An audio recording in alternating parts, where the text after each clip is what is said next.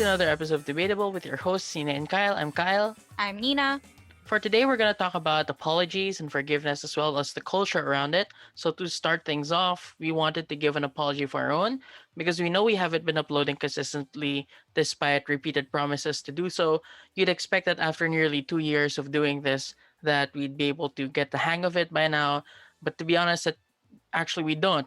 We are still not used to a lot of the things that come with the territory of having a podcast and balancing it with our day to day lives. So we really sincerely apologize for that. We will try to do better and upload more consistently.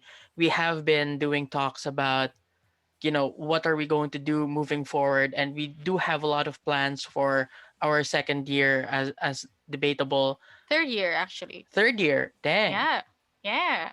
We're Yeah. entering our third year. So we're entering our third year and we have a lot of things planned. Our anniversary is coming up and we are planning something that's very interesting. It's something that we've never done before. And I feel like it's something that, just not to spoil anything, but it does take a lot of planning, almost like a tournament, but it's more constant than a tournament. Yeah, which I is guess gonna that, be a yeah. big deal. Yeah. Yeah, so anyway, if you have any other concerns or you'd like to pitch some ideas for us, know that our social media accounts are always open. We do read everything you send through official channels. For example, Curious Cat. We have got a lot of questions from Curious Cat, and we do try to answer them, a lot of them, in our episodes. Even though like we don't actually answer them on Twitter, it's only because we're using that as a way to, integrate a lot of those concerns into the episodes that we do end up creating. So a lot of the questions that we got about jargon were actually things that we took a look at and considered when you were making our episode about jargon the past few weeks. Yeah. So, once again, we really apologize for our inconsistent upload schedule. Moving forward, and for the third year of Debatable, we have a lot in store, and we hope that you're still patient with us and come for the ride. With that being said, we wanted to dedicate this episode to the philosophical debate surrounding apologies and forgiveness in society. This was in part inspired by our old motion, not our motion, but an old motion that reads, "This house regret the premium placed on forgiveness." It was also inspired by our own experiences with forgiveness and the fact that we are currently begging for yours. Yeah, so I guess, anyway, let's get down to it. Let's turn Mm-hmm. this tragedy into some content. Yeah. Oh no, what have we become? Yeah, I feel like a YouTuber. Is this what YouTubers feel? Like, if there was a camera, I'd be staring at it, going like, I'm sorry. I deeply apologize. Blah, You're gonna blah, blah, have blah. fake tears. Yeah, I have fake tears right now, actually. I am just about to talk about how sorry I am, and I will proceed to give you all of my excuses for why you should feel bad for me despite me doing the thing that's wrong. We should do a notes apology. Just to add some flair to this episode. We're gonna publish this Yeah, with a notes apology. we are going to announce it with a notes apology. We're going to be Mm-hmm. like, notes apology. Oh, by the way, our episode is out. That's what we're going to do. So anyway, Yeah. what even is forgiveness? In this discussion, what is forgiveness? What are we really talking about? Yeah, so psychologists generally define forgiveness as the conscious, deliberate decision to release feelings or resentment of vengeance towards a person or group who has harmed you, regardless of whether they have actually deserved your forgiveness. So there's a lot to unpack there, actually. So Mm, I guess the first one is, I mean, not that I'm saying that I'm a psychologist, but I feel like this definition isn't as broad as, the way that we've come to use it, because this definition implies that you are the person who was harmed. But in a lot of cases, you go like, I'll never forgive Chris Brown for hurting Rihanna, for example. I will never forgive Chris Brown for doing that to Rihanna. Given a premium placed on forgiveness or something like that, I feel like I should be forgiving him, even though I won't. But anyway, like, does this definition cover even people like me who feel harmed by extension or like as a third party to an incident that happened? Well, first of all, the definition does admit it's generally defined. So I think that it acknowledges different iterations of forgiveness as well as the different ways that it can form or it can look like or it can come about. But secondly, I think that in a way, because someone else has harmed someone you look up to, or in this case someone you listen to like Rihanna, they have also harmed you like psychologically, or at least I wouldn't say mentally, but in a way you were affected by it, in a way you were harmed, you faced emotional anguish from it. So I would say it still gets covered. So you get like secondhand shock, and Yeah. that's what you're angry at Chris Brown for. It's not exactly the fact that he hurt you. It's the fact that he hurt Rihanna, and you're angry about that. Yeah, so that's the harm, I would say. Right? So resolutions naman, or resolutions in general, also come in different phases. They can either come in the absence of an apology, they can come after an apology, or even after an act after an apology. Because some people, they don't just accept apologies. You have to go to the extent of like proving that you are actually genuinely sorry by doing certain acts, which is fine. Like different strokes for different folks. I'm personally the type that's okay after an apology, but not always. What are Yeah, I you? would know as a person who has had to apologize to you a lot of times Mhm, already. mhm, Well, I'm the type of person who forgives even in the absence of an apology. Like, there has been like a recent event in my life where I felt deeply offended by something, and I just chose to believe that, well, they didn't mean any harm, so I was just like, okay, I'll forgive them. They don't even need to know that they hurt me. I just, I don't want to hold on to this. I'd rather be sad than be angry, I guess, is the thing. Like, I'd rather be sad than be angry. Although there are lots of people, and like, again, I would say that all of them are valid. Forgiveness in the absence of an apology, after an apology, or after penitence, I guess, or a certain act or mhm, happening that represents an apology. But I think each one of those things can be dangerous depending on the circumstance, or like if you treat it as like a rule that you must always follow, like you must always forgive regardless of an apology, or you must always forgive after an apology or some sort of act. I think that's always going to be problematic, because like even the last category, that you'll forgive after an act represent an apology, I've heard that a lot to justify like literal cases of physical and emotional abuse. mhm. So I guess there's also a mini debate here about whether apology should always happen in the absence, or not, or forgiveness should always happen in the absence of apologies, right? Or if they should only happen after someone apologizes, which makes me think of other contexts in which apologies and forgiveness happen. So it's not just an individual thing like you might think, it's also a movement thing or a societal thing. Because like you mentioned, for example, you were angry at Chris Brown as a feminist, probably, and not as an individual. I don't think you have any personal qualms with Chris Brown that I know about, or do you? Well, he made an okay song. Like he made Freaky Friday, and I like it guess. really detracted from the experience. So I guess that was a personal experience. Like he attacked my senses by appearing uninvited in a Lil Dicky song. Mm-hmm, mm-hmm. But you get my point. So Yeah, I there's do get your point, a definitely. societal sense of forgiveness as well as the societal sense of like processing an apology, or in that case a lack of apology. I'm actually not sure if Chris Brown apologized for it. Yeah, I actually, what really gets my goat, what really gets my goat, is the fact that regardless of whether or not he has apologized, I just hate the fact that he keeps minimizing its effect on the people involved. Like again in Freaky Friday, he was saying, "Well, I'm just a dude with a complicated past." Like, what are you talking about? This is not a complicated thing. You hurt a person, and like it's not something that you should put in a joke song about switching bodies and have bigger dicks. Like I don't think it's completely appropriate. So that's okay. Chris Brown talaga making me Mm-hmm. do all these tangents all the time. But Yeah. you're So completely right. It is also a societal matter sometimes. yeah. So besides it being a societal matter, it can also be a political matter, which I think a lot of people forget about. So They can look like controversial national issues like post colonial rehabilitation and the forgiveness, quote unquote, done by world leaders that agree to reestablish negotiations or ties with other nations. So that's a form of forgiveness, I would say. Or even our criminal justice system. The fact that we rehabilitate prisoners and the fact that we let them go after a while. Well, we sometimes don't, but we let them go after a while, ideally. That's also an issue of forgiveness, right? If the state forgives you or if the victims forgive you, etc. There's also a lot of political issues like comfort women, slavery, martial law in the Philippines. All of these have an angle of forgiveness in these like debates.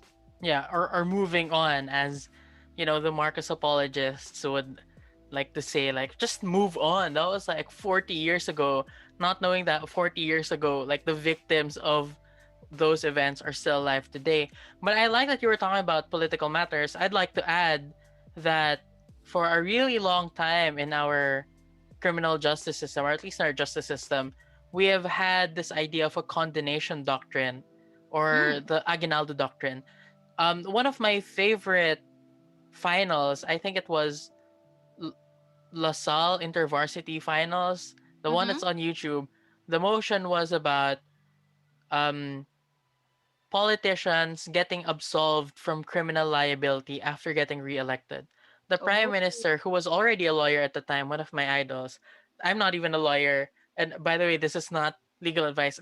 I just have to say that for some Mm-hmm. reason. But Mm-hmm. anyway, Glenn, the prime minister, talked about the Aguinaldo doctrine.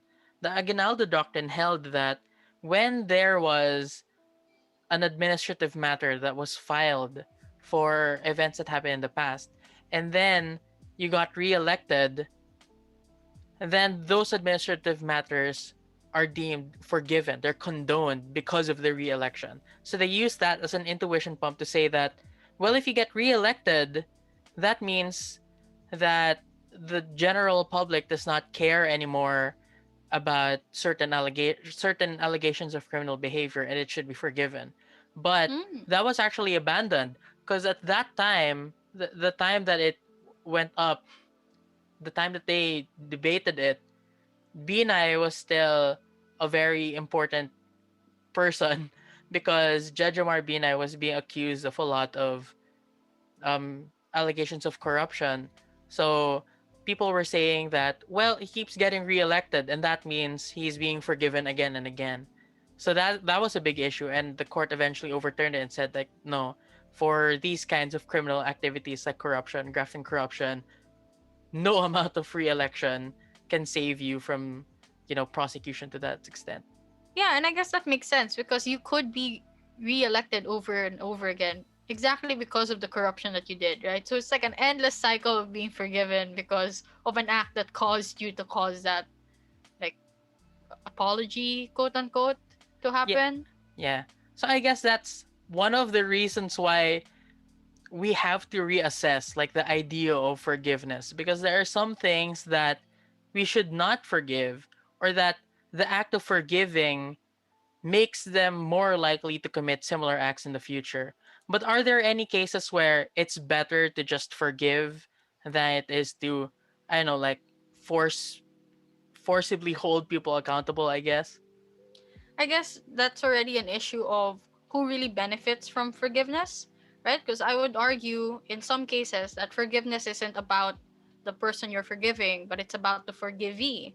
It's about reaching catharsis and letting feelings go. It's about, you know, freeing yourself from the burden of a grudge or of ill feelings and stuff like that. Like you mentioned earlier, like you're the type that lets go of issues for your own sake. Um, I could never. So that's not me. So I don't know. But basically, right, I could argue that that's the point of forgiveness, and that's why it matters. Yeah, because from my point of view, it's like I cannot really control what you do.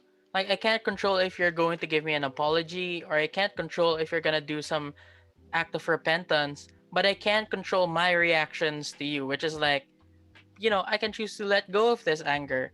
But I think that we should make a distinction between forgiving and forgetting. And that sounds extremely cheesy. Like, a lot of people look at the Marcoses and say, let's just forgive but not forget. I suppose that what you can do is let go of your anger, but you don't necessarily think that, everything will be the same.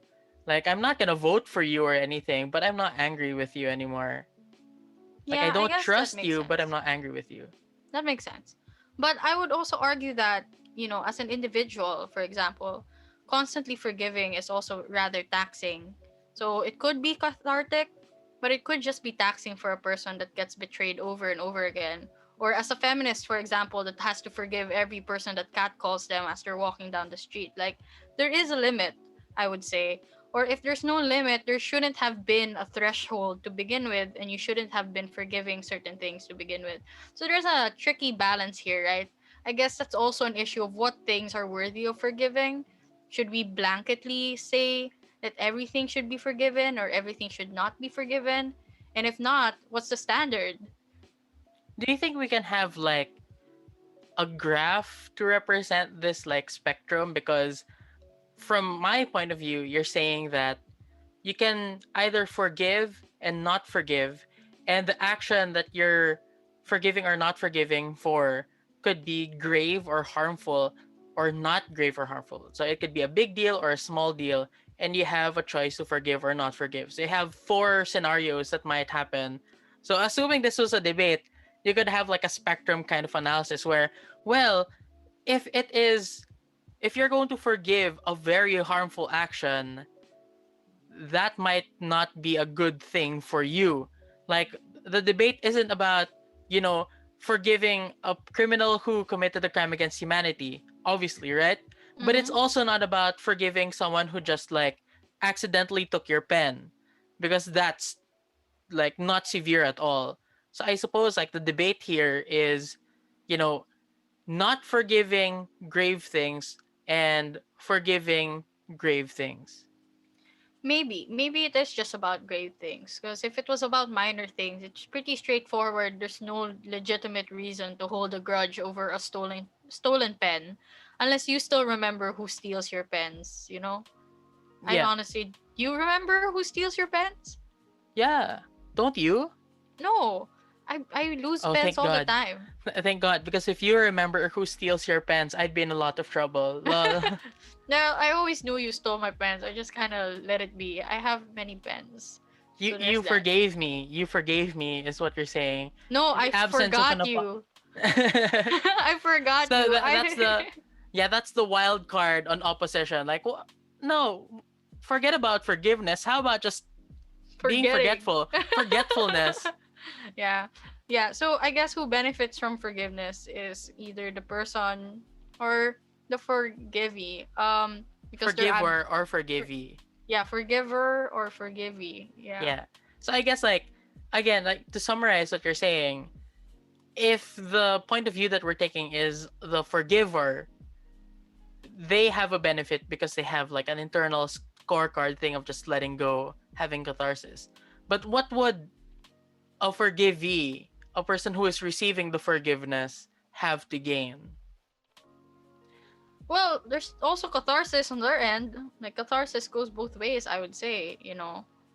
There's also obviously absolution and the fact that they don't have to worry about being in trouble anymore, I would say. Um, I guess also the sense of relief of knowing that whatever thing they broke, such as a relationship or a tie or a business deal, is mended once again or is in the process of being mended once again. So it's the chance to go back to the way things were. Oh well. Well, I guess that's another debate, right? Like, after forgiveness, do we automatically tie that to returning to how things were? Because I've forgiven lots of people in my past, but I'm never gonna be friends with them again or go back to how things were for sure. Man, so making these kinds of distinctions is quite difficult, isn't it? But like, for the forgivee, the person receiving the forgiveness, I think they sort of expect things to go back to normal. Like for example, Sheldon Cooper, they go like, "Oh, I'm sorry," and then Leonard or Penny says it's okay, and then they ask for like tea or something like that. Maybe Yeah. that might also be problematic. Actually, like, you could say that the premium placed on forgiveness. If this were a debate, that might be an argument against that premium because it makes people expect that once you say sorry, everything should go back to the way it was. Yeah, I guess also in the criminal justice system, it's the same, right? Like when we forgive someone and let them go out of jail, it's not like society has forgotten what they've done. They have a permanent record. And it would be weird if suddenly that record were to vanish or suddenly they start with a clean slate like everyone else. So I would also run probably that, the difference in how we treat people that have been forgiven is in part because of how unfair it would be to the rest of society that has done nothing wrong if they were still always placed on the same level as someone who has done wrong, you know? Yeah, definitely. But there's also an issue of political forgiveness. I think you're a better person to talk about political forgiveness since you're the politics person, the politics and IR queen.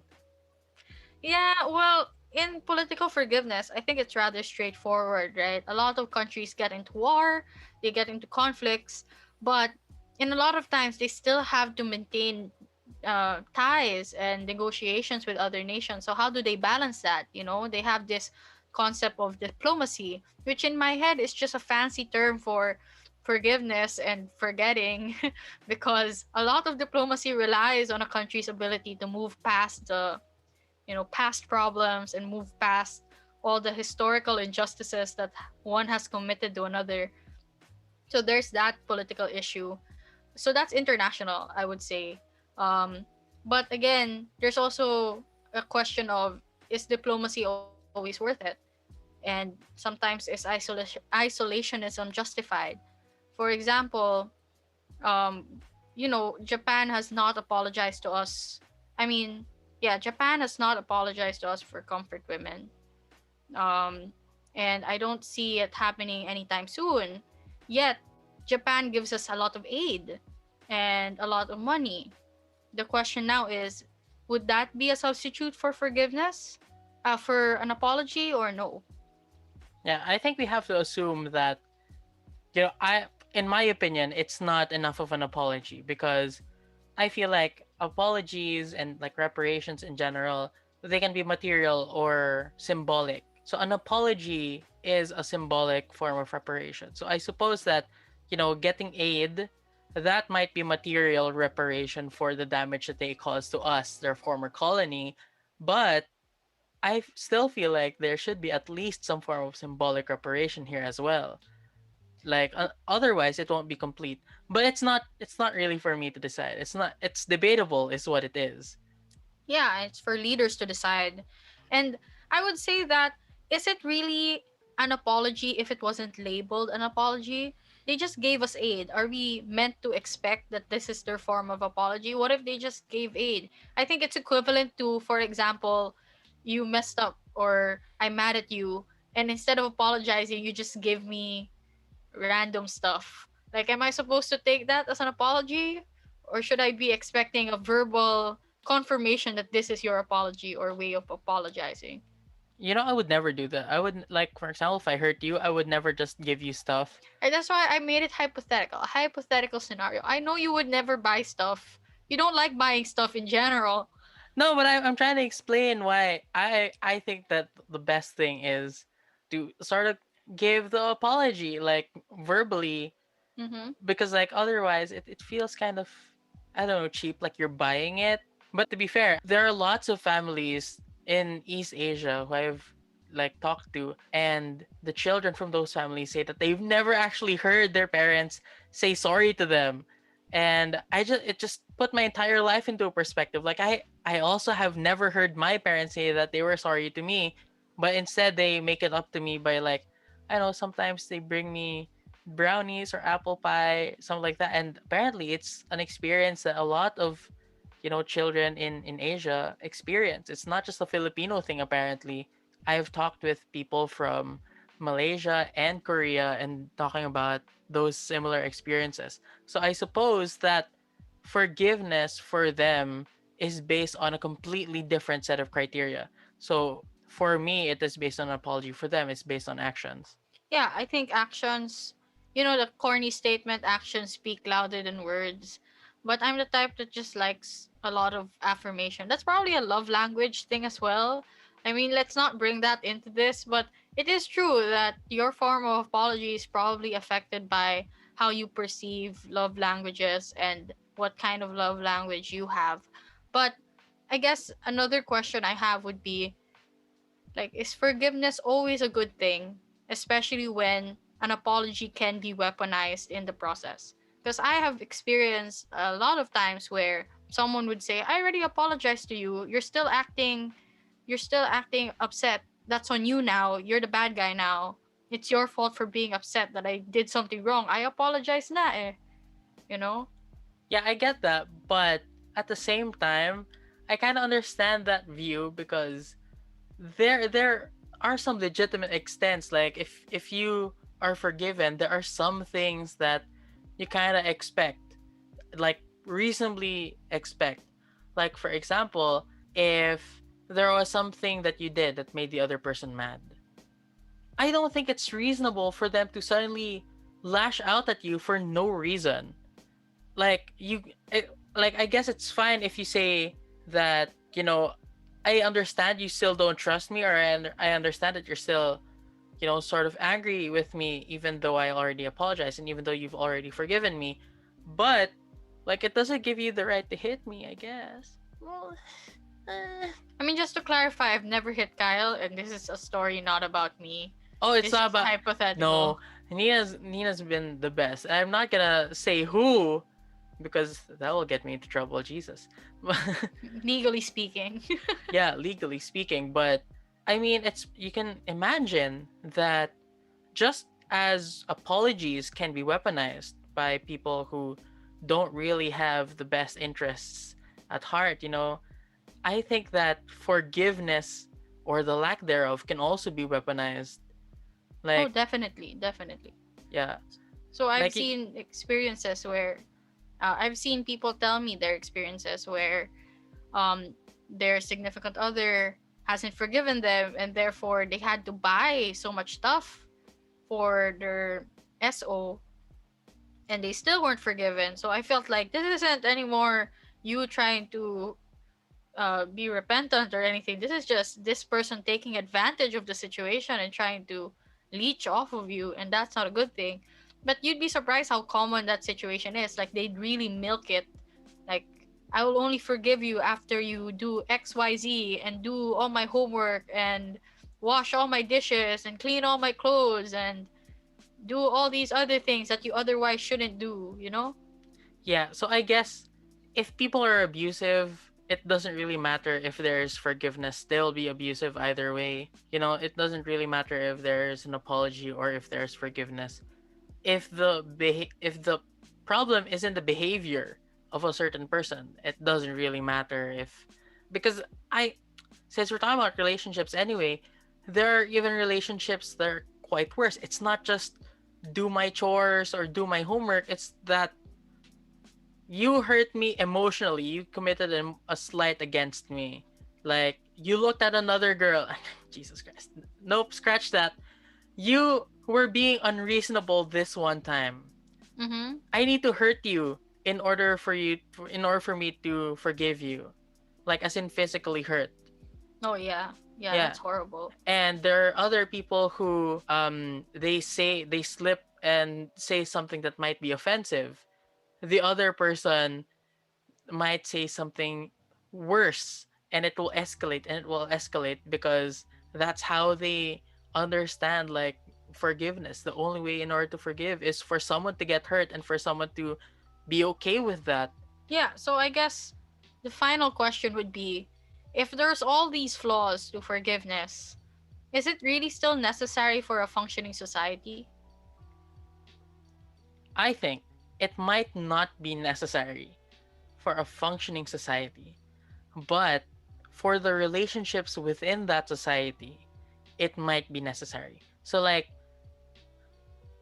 a functioning society to me is like where people can act professionally, things work the way they need to, and you could work with a person without necessarily forgiving them. That's But, true. in terms of interpersonal relationships, for example, like love, etc., those cheesy stuff, I think you need forgiveness in order to make any of that work.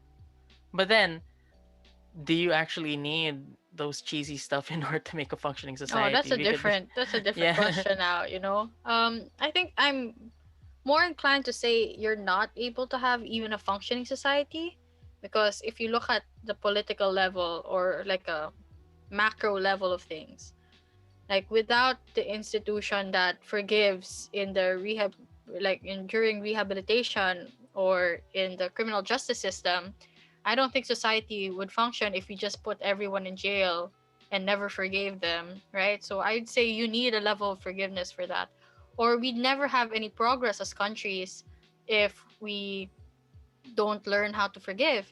Because we'll keep yes, going to I war. yeah, I agree. You say that you can work professionally with another country even if you don't forgive them. But what does not forgiving look like on an international scale? Sadly, it's not very professional. It's very aggressive. It's very trade war-y. It's very sanctiony. Yeah. So it's no, proxy war-y. no, I suppose like my idea of being professional in the workplace without forgiving people is just like you not talking to people, you sometimes being passive aggressive when they ask you for something, but you give it to them anyway because it's for work. I suppose Mm-hmm. like if you put that into like the context of states, people will be making like passive aggressive trade agreements or something like country A, who we recognize can be very very stubborn, Mm-hmm. comma. I was Yeah, I was if only wars went that way, I think life would be simpler. I was gonna name an actual country, but that might get me into trouble as well. I don't Mm-hmm. wanna. Legally speaking. Yeah. So I guess, like, to sum up our discussion, forgiveness is such a complicated like thing as a concept. I almost said it was an emotion. Is forgiveness an emotion? It's not, right? It's just like a concept. It's an act. I think forgiveness is a noun. Like I'm gonna It's give an you my forgiveness, no. I but mean, like obviously. emotion is like I'm in a forgiving mood. I mean, emotion is also a noun, Kyle. Yeah, but like forgiveness isn't an emotion. Forgiveness is a noun. Yeah, yeah. So basically, forgiveness and even the act of apologizing or apologies in general, very complex. I am surprised that there was a lot of debatable issues on this topic, because when we decided to make this episode, it kind of started as a joke because we wanted to just really apologize for not uploading, and then we were like, it would be great if we could have a discussion or a little prep on the concept of forgiveness and the idea of an apology. But I'm surprised we managed to talk about quite a lot of things, and I think we had a rather productive conversation about this topic. Yeah, definitely. I guess that's it for this episode, though. I fear that a little bit more we're going to be even more circular and more repetitive with our discussions. So I guess that's it for this episode. Thank you so much for listening. And just a fun fact, when I called Nina the politics and IR queen, she made such a cute angry face. It's like angry Kirby. It was adorable. Mm, Oh, you made it again. It's cute. But anyway, that's it. Bye-bye. bye.